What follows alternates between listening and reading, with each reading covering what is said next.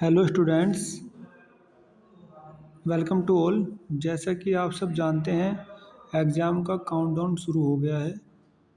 उसी को ध्यान में रखते हुए प्रीवियस ईयर क्वेश्चन पेपर की सीरीज़ शुरू की हुई है, जो कि विद्यार्थियों की आने वाली परीक्षा में काफ़ी हेल्पफुल रहेगी।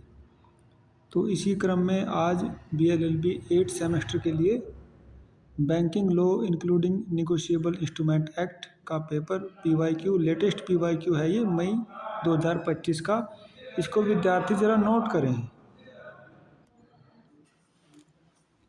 उसी क्रम में आज का ये पेपर ज़रा विद्यार्थी नोट करें विदाउट वेस्टिंग एनी टाइम। सबसे पहले वेरी शॉर्ट में लिखिएगा क्वेश्चन नंबर 1, क्रेडिट कार्ड और डेबिट कार्ड में अंतर बताइए। Differentiate between a credit card and A debit card. 2 पे देखिए, बचत बैंक खाता और चालू खाते में अंतर स्पष्ट करें।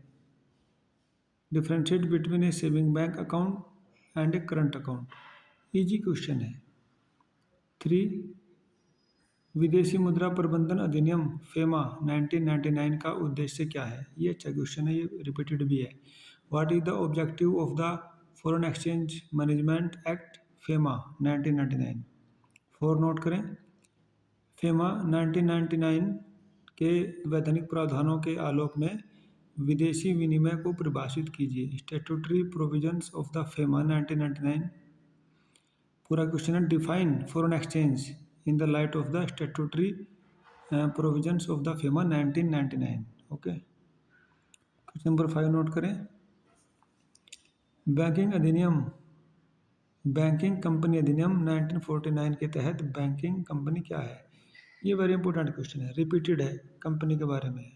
Banking company, what is a banking company under the banking companies act 1949। तो इसके बारे में विद्यार्थी बैंकिंग कंपनी एक्ट 1949 को गूगल से डाउनलोड कर सकते हैं और उसके बारे में काफ़ी कुछ इन्फॉर्मेशन इकट्ठा कर लेंगे। 6 में देखिए, अब शॉर्ट में आ गया ये question number 6।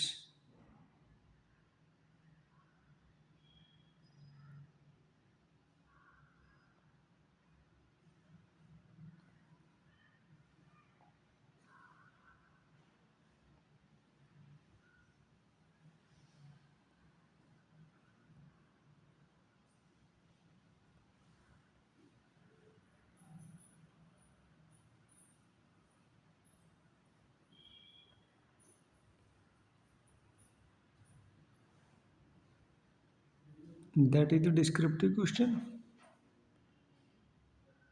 Yes, that is short.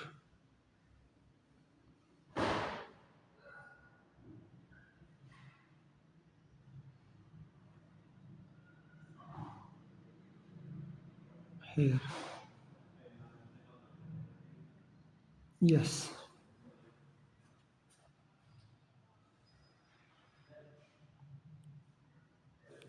विदेशी मुद्रा प्रबंधन अधिनियम 1999 की प्रमुख विशेषताओं पर प्रकाश डालिए। Elucidate the salient features of the foreign exchange management act 1999। Now second, RBI अधिनियम 1934 के तहत भारतीय रिजर्व बैंक RBI के प्रमुख कार्य क्या हैं। इंपॉर्टेंट क्वेश्चन है ये। What are the main functions of the Reserve Bank of India RBI under the RBI Act 1934? Now the 3, भारतीय रिजर्व बैंक अधिनियम 1934 के प्रावधानों के तहत एक बैंकिंग संस्था को अनुसूचित बैंक के रूप में वर्गीकृत होने के लिए आवश्यक मानदंडों को स्पष्ट कीजिए। तो मोस्ट ऑफ द क्वेश्चन जो है वो रिजर्व बैंक अधिनियम पर ही आ रहा है, इम्पोर्टेंट है ये act. Elucidate the requisite criteria that a banking institutions must fulfill to be classified as a scheduled bank under the provisions of the Reserve Bank of India Act 1934. Now the descriptive question 3, question number 1। ये बहुत ही important question है। पराक्रम में लिखित अधिनियम के तहत मान्यता प्राप्त विभिन्न प्रकार के पराक्रम में लिखतों का वर्णन कीजिए। Describe the different types of negotiable instruments recognized under the Negotiable Instruments Act. 2. Banker और ग्राहक के बीच उनके पारस्परिक अधिकारों और कर्तव्यों के विशेष संदर्भ के साथ संविदात्मक संबंध का आलोचनात्मक विश्लेषण कीजिए. Critically analyze the contractual relationship between a banker and a customer with specific reference to their mutual rights and duties. ये हमेशा आता है. ठीक है. Question number 3. Yes here is वैधानिक प्रावधानों और केस कानूनों की मदद से बैंकर ग्रहणाधिकार की अवधारणा पर चर्चा करें. उन परिस्थितियों को स्पष्ट करें जिनके तहत इसका प्रयोग किया जा सकता है और उन परिस्थितियों के प्रकारों को बताएं जिन पर यह लागू होता है. ठीक है, नोट कर लें इसको इंग्लिश में भी. With the help of statutory provisions and case laws, discuss the concept of a banker's lien.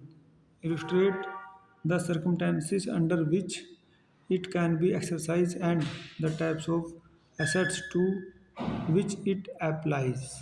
Next, that is 4. Check के मामलों में भुगतानकर्ता और संग्रहकर्ता बैंकर के अधिकारों और दायित्वों पर केस कानूनों और उदाहरणों की सहायता से चर्चा करें. Discuss the rights and liabilities of paying and collecting bankers in cases of a cheque with type help of case laws and illustrations. Okay, now all questions.